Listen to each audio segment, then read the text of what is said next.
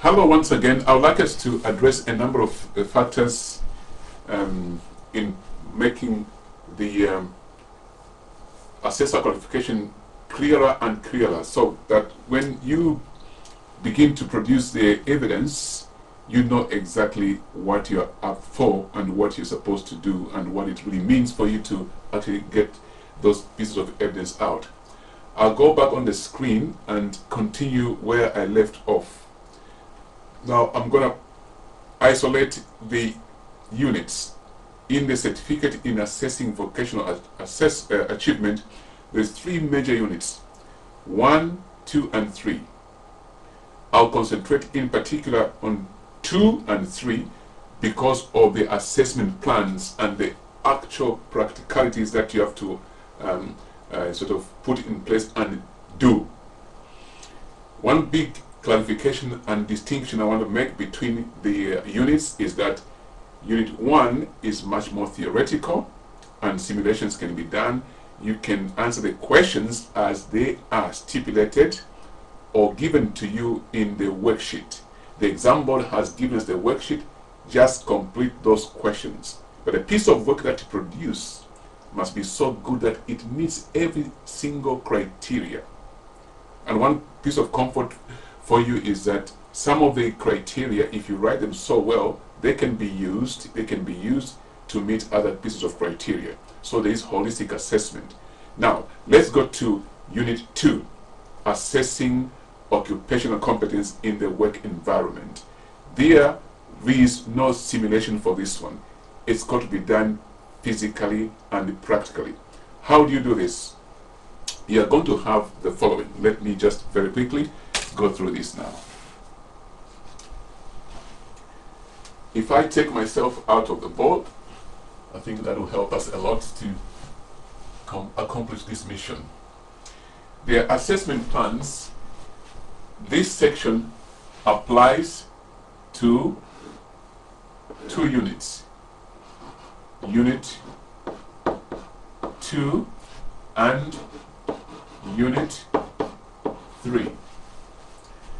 Unit 2 is all about assessing occupational competence in the work environment.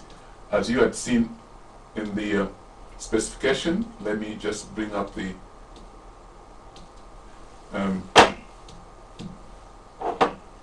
which one? Let me see, the portfolio, right? Yeah. In this portfolio, Unit 2, which is here, it is assess occupational competence. The key word is, as we said before, it is occupational competence. Where? In the work environment. So the candidates you're assessing in their role, it could be e.g. health and social care role, care work. It could be plumbing, etc. It could be any area, but it's got to be in the work environment, and there will be standards against that. We discussed that already. Now, the area I want us to look at closely is the following. What are you supposed to provide here? The evidence for you to give to us. It is right here. You need assessment plans,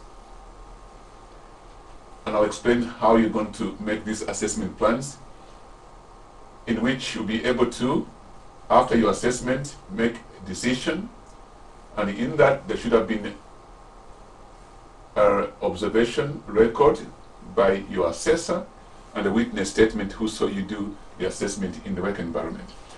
So now let me make this a bit clearer by doing the following. If I go back to the noteboard, so both these Unit 2 and 3, they require that you produce the assessment plans. Now, this is where it's going to be very exciting. How do you do this? That's the biggest question. How do you do this? If I charge count the check, I'm live, very good. How do you do this? Simply select 2 learners. Student 1, student 2. If I said this is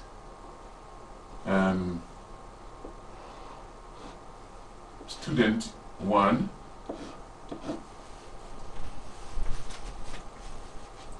and this is student number 2. I'm just trying to do gender balance. So you're looking at 2 actual learners. 2 learners. These 2 learners, oh, let's give some arms. Jolly good, jolly good. You've got 2 candidates. I need 2 assessments for each candidate. What do I need? 2 assessments for each candidate. So I'm going to do this. For this one, I need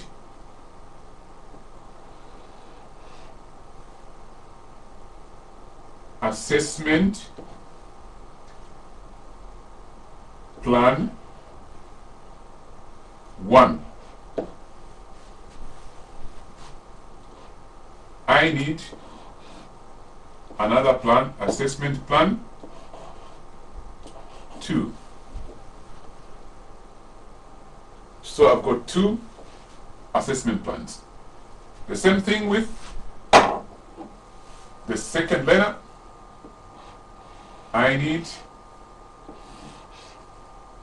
assessment plan 1, assessment plan 2. How many assessment plans do we have here? In total, 4. 2 plus 2. So you need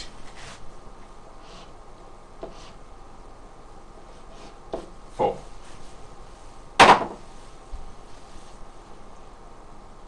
Is that clear to you? So let me just quickly make another point. When you begin to assess, let me just bring back myself.